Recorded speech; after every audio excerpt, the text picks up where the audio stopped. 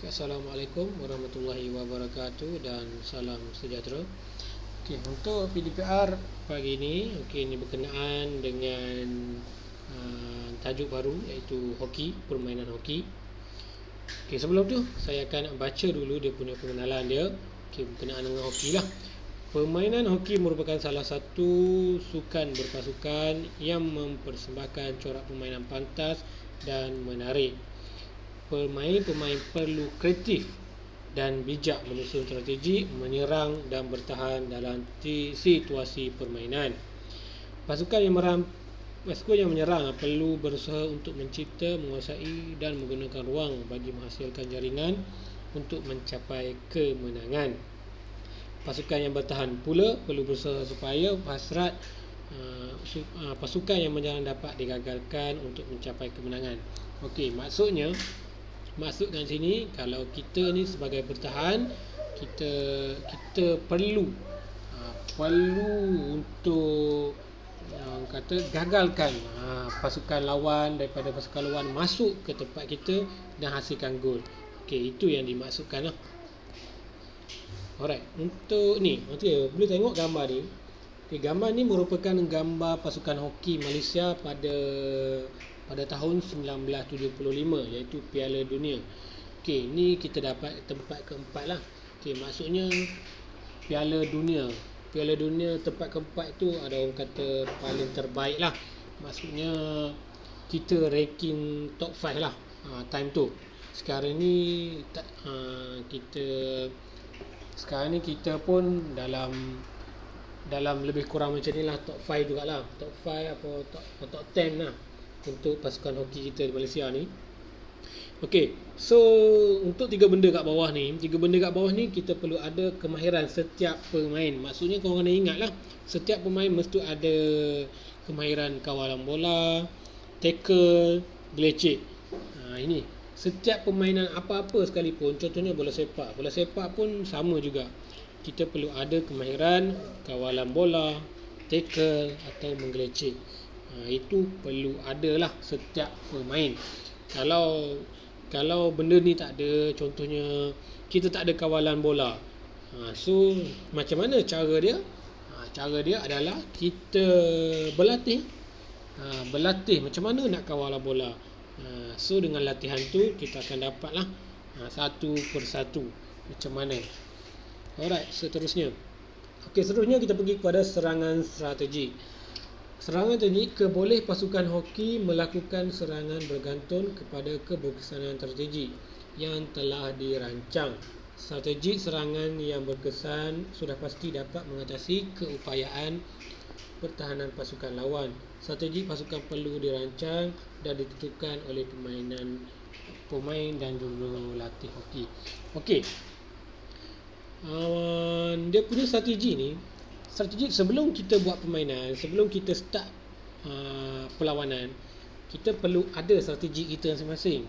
Maksudnya kita nak patahkan dia punya serangan daripada pihak lawan. Macam mana jika pihak lawan tu menyerang, macam mana kita bertahan. Lepas tu jika kita untuk melawan, menyerang, macam mana pula.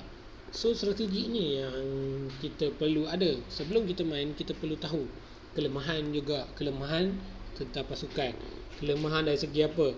Dari segi serangan pihak lawan, dari segi pertahanan. So maksudnya strategi tu penting lah. Dan ini adalah formasi untuk hoki lah. Formasi dia kita ingatlah 3-3-3-1. Ini dia punya formasi dia. Formasi ni sangat berkesan untuk pemain. Sebabnya, kita tengok gambar kat sini. Gambar sini, kita tengok ini pemain kita. 1, 2, 3. Ini 3 ni dia adalah untuk pertahanan. Ini untuk tengah dan ini barisan untuk penyerang lah. Ini bahagian sayap. Yang tengah untuk serangan. Yang depan ni dipanggil swiper, atau kalau bola sepak dipanggil striker. Alright. Untuk Semasa menyerang, dua orang pemain tengah dalam posisi tepi akan overlap sebagai pemain sayap. Pada masa yang sama, dua pemain bertahan bergerak untuk menyokong di bahagian tengah. Okey, nampak? Okey, maksudnya overlap, dia akan buka permainan tu. Maksudnya dia akan lari ke tepi sebagai orang kata mengelirukan pihak lawan.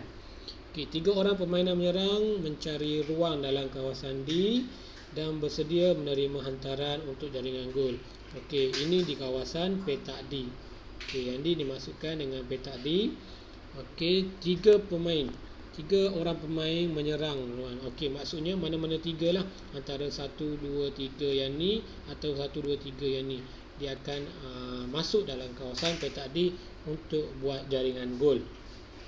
Okey, sekiranya berlaku serangan balas, tiga orang pemain bertahan akan disokong oleh swiper yang bersedia meminta pergerakan pasukan lawan. Okey, maksudnya sekarang ni, ini adalah untuk pertahanan. Pertahanan ni jika kita pula diserang. So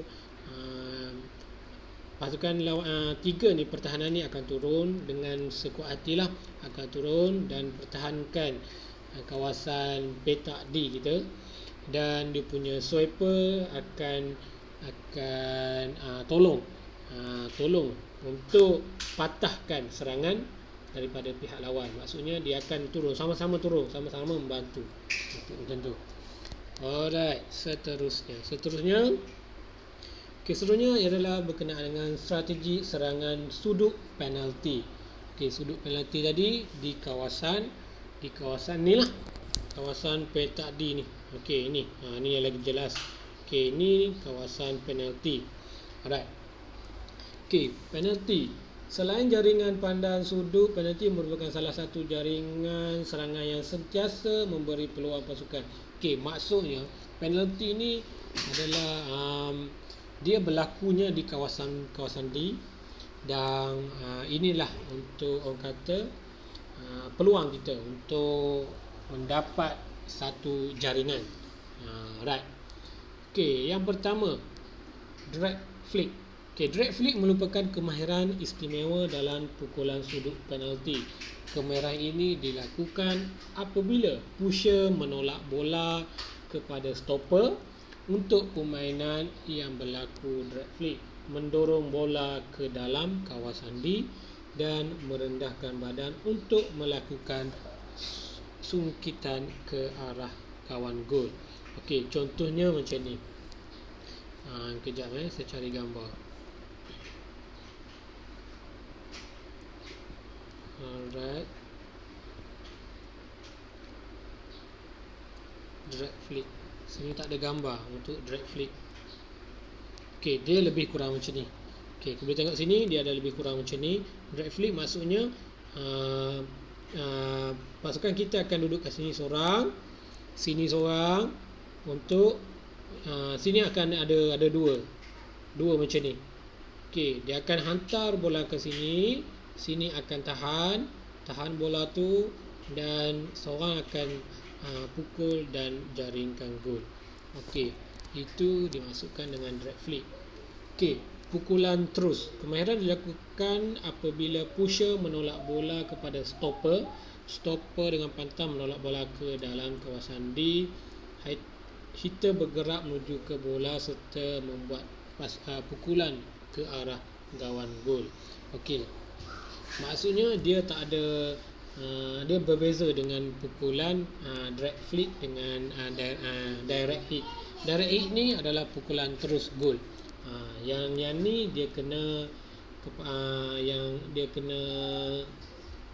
okey, ada. Maksudnya yang ni dia menggunakan 3 orang, yang ni menggunakan 2 orang sahaja untuk buat direct goal lah, untuk serangan. Okey, pukulan bervariasi, indirect hit. Variasi pukulan sudut penalti merupakan strategi serangan kedua yang paling berkesan untuk menghasilkan jaringan gol dalam sudut penalti.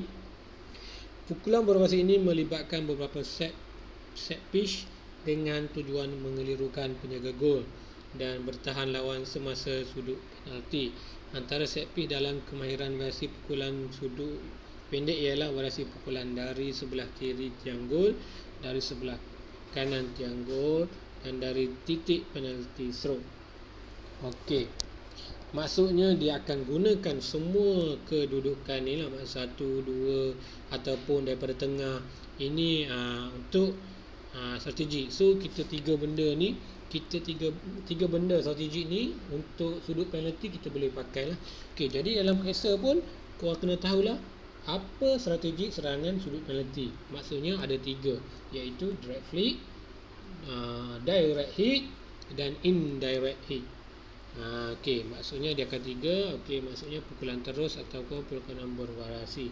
Bervariasi ni maksudnya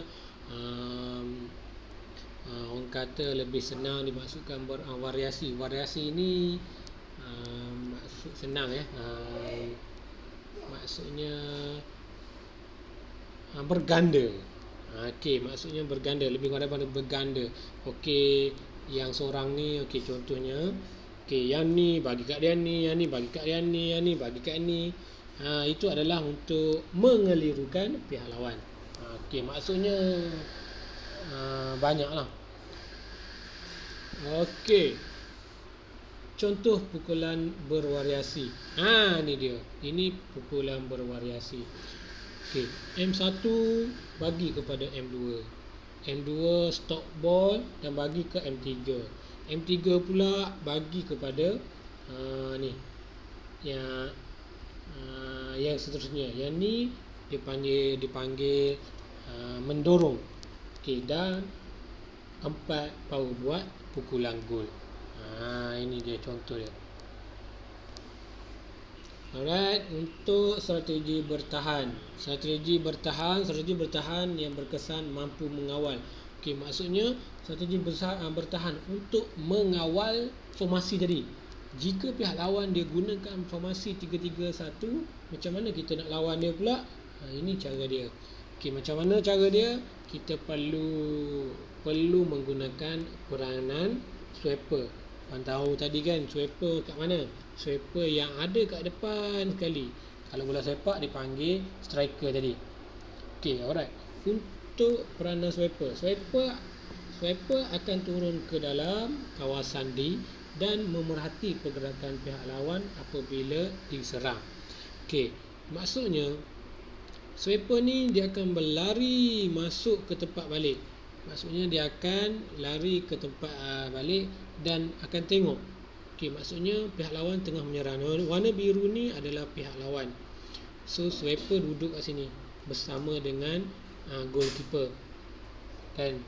Okey, bila dia duduk kat sini, dia memerhati pergerakan pihak lawan dan dia akan tentukan macam mana untuk patahkan dia punya serangan. Okey, 3 pemain bertahan yang lain juga akan turun membantu mengawal serangan sekitar kawasan D. Okey, maksudnya perlu ada dalam kotak D ni kita kena jagalah sekurang-kurangnya 3 pemain untuk pertahanan. 3 pemain tengah dan 2 pemain sorangan juga turun membantu. Maksudnya kalau boleh yang bahagian serangan tengah apa semua perlu membantu untuk patahkan ni. Maksudnya setiap orang kena jaga pemain bagi mengelakkan daripada mendapatkan bola lah. Dalam situasi ini permainan tengah pihak lawan satu. Okey, ini pihak lawan satu akan menghantar soya ke kiri. Okey, contohnya tengok. Dia akan bola ni dia akan hantar ke nombor 2 untuk menyerang. Pemain sayap menunggu menerima bola menggelecek. Okey, bola ni dapat bola, dia menggelecek dan lepas tu permainan pertahanan B. Okey, ini pertahanan B. Maksudnya lepas pada pemain nombor 2 ni menggelecek, pertahanan B lolos. So bola ni sudah dihantar ke pemain nombor 3. Okey, secara hantaran silang. Nampak? Silang. Okey, dalam kawasan D dan untuk jaringan. Sweeper A akan memerhati dan baca perkara tersebut memintas. Okey, maksudnya bila dia pun dah tahu, okey nombor 2 ni sweeper sekarang ni tengah memerhati ke mana bola tu pergi.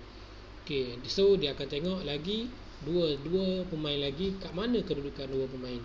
So bila bola dihantar ke sini, dan nombor 2 ni hantar secara silang untuk buat jaringan gol. Okey, nombor 3 ni standby untuk buat jaringan gol. So bila bola ini cross ke sini ataupun hantaran lintang ke sini, swiper ni akan awal-awal lagi untuk pintas bola tu daripada dapat kepada nombor 3.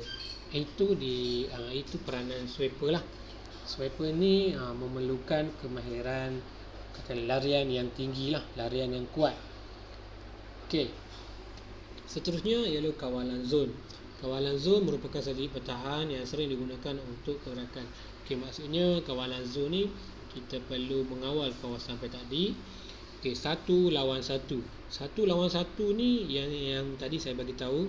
Okey, maksudnya setiap pemain perlu menjaga seorang pemain lain. Jadi bila penyerang ni, bila yang bawa bola ni nak hantar mana-mana pihak, mana-mana kawan dia, so tak ada tempat lah. Jadi itu adalah cara untuk putuskan dia punya penyerang dia. Okey, strategi bertahan sudut penalti. Yang masuk periksa baru ni kan. Okey, maksudnya sistem larian 1-3. 3 orang pemain berdiri dalam gol mempunyai peran sebagai pelari pertama, kedua dan ketiga. Okey, sistem larian 1-3. Jadi semuanya dalam bila sudut penalti kita ada 4 semuanya. Jangan keliru. Sebab sini dia berkata 1-3. 3 tambah 1 jadi 4 lah. So 4 pemain perlu dalam sistem ni, dalam strategi pertahanan sudut penalti.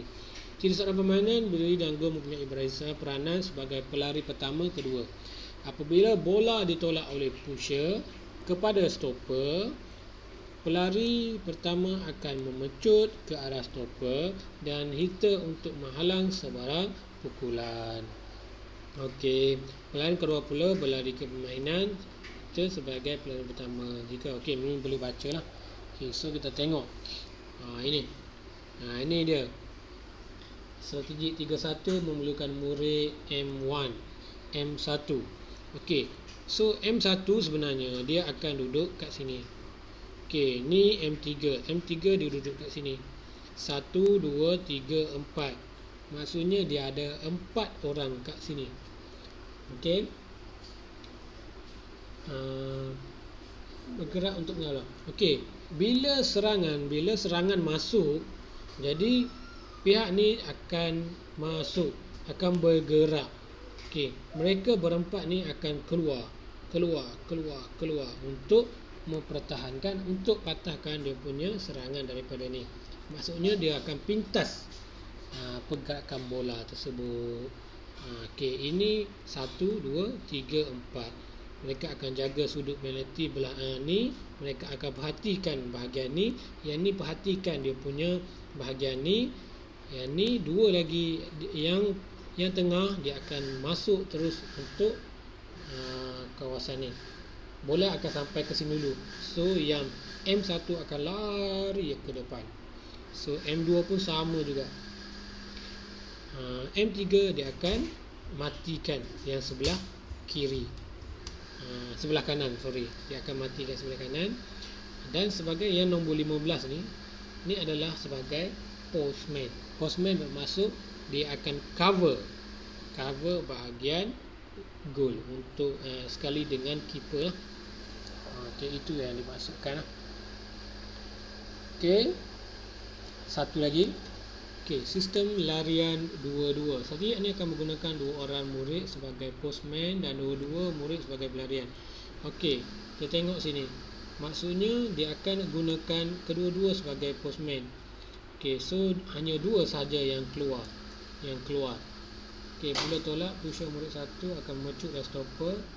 Murid nombor 2 M2 akan lari ke arah kanan, bertindak untuk menghalang jika boleh dihantar ke balik pusher. Kedua-dua postman akan bergerak ke arah titik penalti strok ke kiri kanan menjaga gol. Okey, postman ni juga akan berlari naik ke atas, untuk stopkan daripada pihak lawan menyerang. Okey. Untuk last kali, menyerang dan bertahan. Dalam situasi permainan apabila pasukan menghadapi serangan daripada pasukan lawan, formasi 3-3-4 menjadi pasukan mempunyai bilangan pemain bertahan yang lebih ramai untuk menyerang, menekan serangan tersebut. Strategi ini sering digunakan untuk berkesan bantuan dengan memberi kelebihan kepada pasukan yang menggunakan formasi ini, kerana pasukan lawan boleh dihalang daripada masukan zon serangan garisan 22 meter. Okey, ini adalah strategi atau formasi yang digunalah 3-3-1 ataupun 3-3-4. So mana-mana pilihlah mana yang bersesuaian. Okey, sekian saja untuk tajuk hari ini. Okey, assalamualaikum warahmatullahi wabarakatuh. Okey, bye.